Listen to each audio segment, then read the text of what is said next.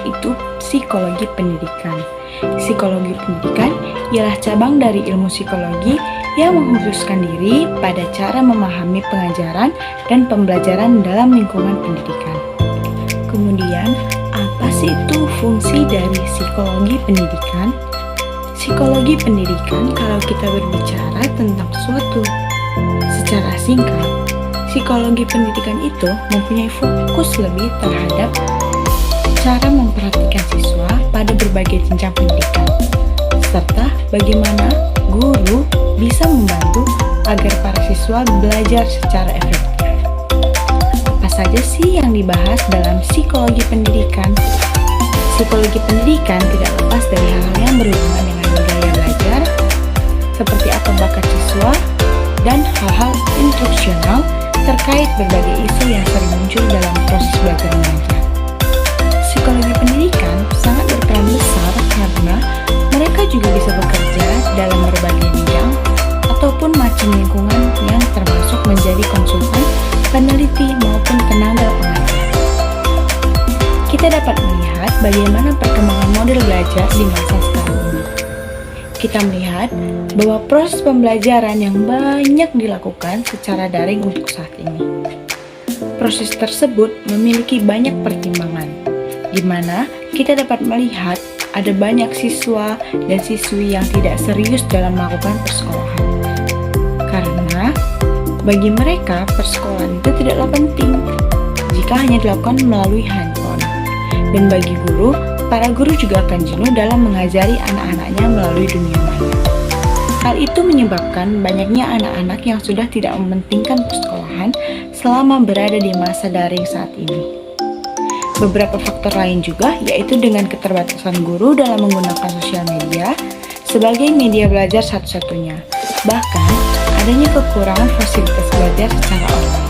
Untuk hal itu, guru-guru diharapkan agar lebih memaksimalkan kemampuannya dalam penggunaan sosial media dan fasilitas belajar untuk mengajar anak didiknya. Dalam dunia pendidikan kata nulis juga sangat penting, karena itu bagi tenaga pengajar, baik itu guru ataupun dosen, bisa memanfaatkan video pembelajaran mengenai KTNS sebagai media sekaligus membantu dan mempermudah murid atau mahasiswa dalam mengerti dan memahami pembelajaran atau mata kuliah yang diambil. Dari tips ini adalah langkah-langkah pemangkasan rambut soli. Selamat menyaksikan. Persiapan alat dan bahan. Ini adalah alat dan bahan yang akan kita gunakan. Persiapan pribadi. Dalam persiapan pribadi, yang harus kita lakukan yaitu pertama, memakai baju kerja, kemudian melepaskan perhiasan dan memakai masker. Persiapan klien. Pertama yaitu menyambut klien dengan ramah dan mempersilahkan untuk masuk ke ruang pangkas. Kemudian, mempersilahkan klien untuk duduk dan memakaikan handuk pada pundak klien. Langkah-langkah kerja. Tahap pertama yaitu memasang handuk pada pundak klien dan melakukan penyangkuan pada klien.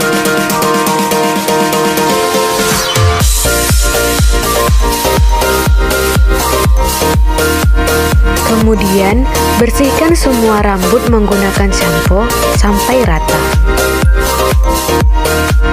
Setelah membersihkan rambut menggunakan shampoo, bilas rambut hingga bersih menggunakan air. Setelah bersih, lakukan towel dry dan tutup rambut menggunakan handuk agar air tidak jatuh ke baju. Selanjutnya, lakukan kembali towel dry pada rambut klien. Kemudian, sisir menggunakan sisir jarang agar rambut rapi. Kemudian parting rambut menjadi 4 bagian.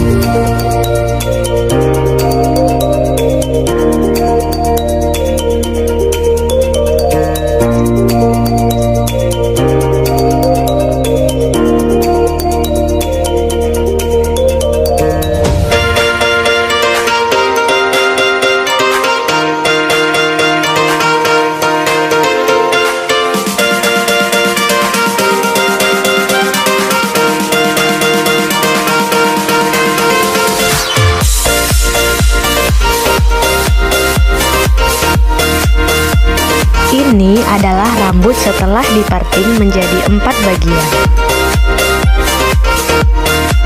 Setelah diparting, pakaikan cap pemangkasan kepada klien agar potongan rambut tidak langsung jatuh ke baju klien.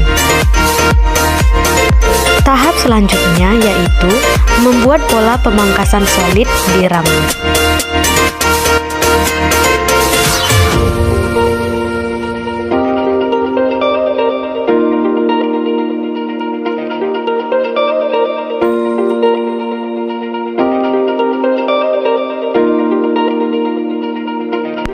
Ini adalah bagian belakang pola pemangkasan solid.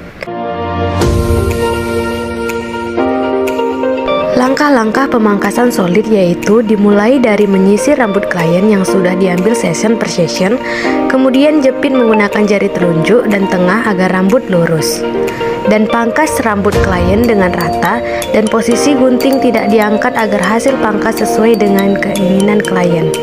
Ketika melakukan pengguntingan, sisir pangkas dipindahkan ke tangan kiri di antara jari telunjuk dan jari jempol.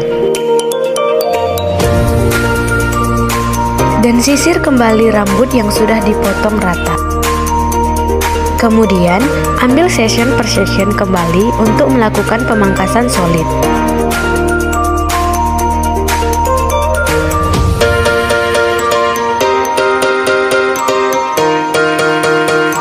Dan lakukan tahap pemotongan seperti langkah sebelumnya.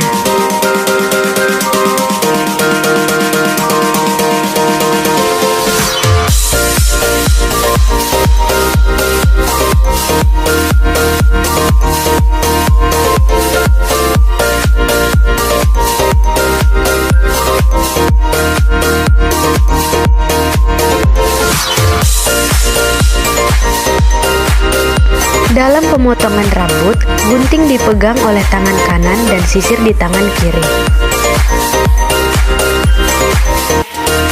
Gunakan sisir pemangkasan dan gunting pangkas agar hasil rapi dan mempermudah melakukan pemangkasan.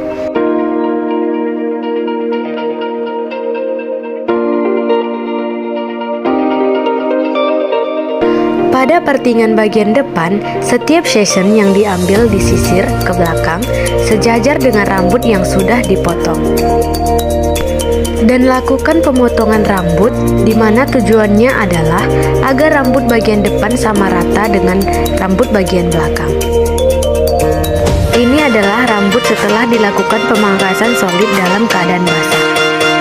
Tahap selanjutnya adalah mengeringkan rambut klien menggunakan hair dryer.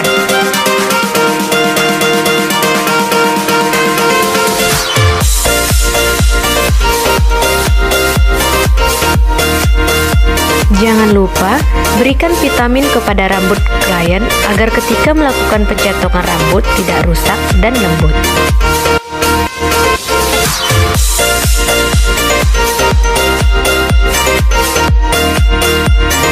Selanjutnya, sisir dan parting rambut klien agar mempermudah pencatokan. Kemudian, catok rambut klien session per session agar rambut lurus dan rapi.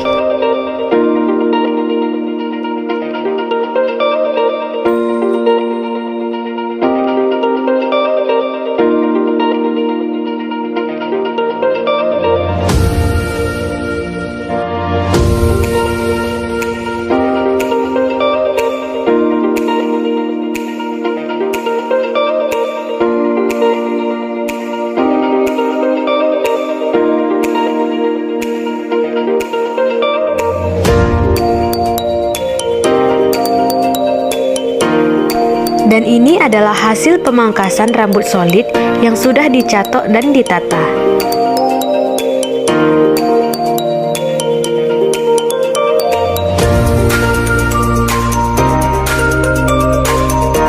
Jangan lupa, tahap akhir adalah berkemas dan melepaskan cap pemangkasan pada klien dan juga handuk.